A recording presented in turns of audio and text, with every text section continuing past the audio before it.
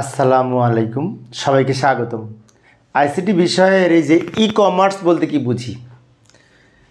E commerce অনেক সময় কোন অঙ্গ প্রশ্নে এসে থাকে 1 মার্কসের জন্য, তো আমি অল্প সময় 1 মিনিটের মধ্যে আলোচনা করব। ই কমার্সের পূর্ণরূপ হচ্ছে ইলেকট্রনিক কমার্স। ই কমার্সের পূর্ণরূপ হচ্ছে ইলেকট্রনিক কমার্স। তো অনেক শিক্ষার্থী ইলেকট্রনিক ওই কথাটা লিখতে পারে, কিন্তু অনেক সময় দেখেছি যে এই বানান ভুল করে। যেমন কমার্স বানান COMM হবে, কিন্তু খেয়াল রাখবো।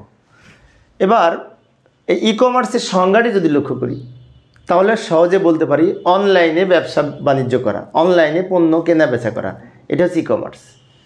সংজ্ঞাটা আমরা এইভাবে লিখতে পারি: অনলাইনের মাধ্যমে পণ্য ক্রয় বিক্রয় বা ব্যবসা বাণিজ্য এই করার পদ্ধতি হচ্ছে ই কমার্স।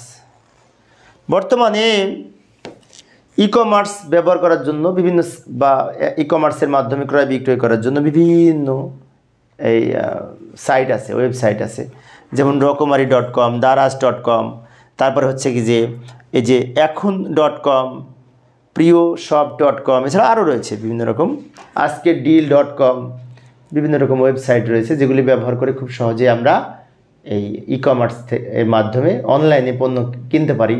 আবার কারো যদি পণ্য ব্যবসা থাকে, সে ব্যবসাতেও এই অনলাইন প্ল্যাটফর্ম ব্যবহার করে পণ্য বিক্রি করতে পারে। তো প্রিয় শিক্ষার্থী বন্ধুরা, আমি অবশ্য শিক্ষার্থীদের অনুরোধে অল্প অল্প করে আলোচনা করি, যাতে শিক্ষার্থীরা বোরিং ফিল না করে। পরের ক্লাসটি দেখার আমন্ত্রণ রইল। খোদা হাফেজ।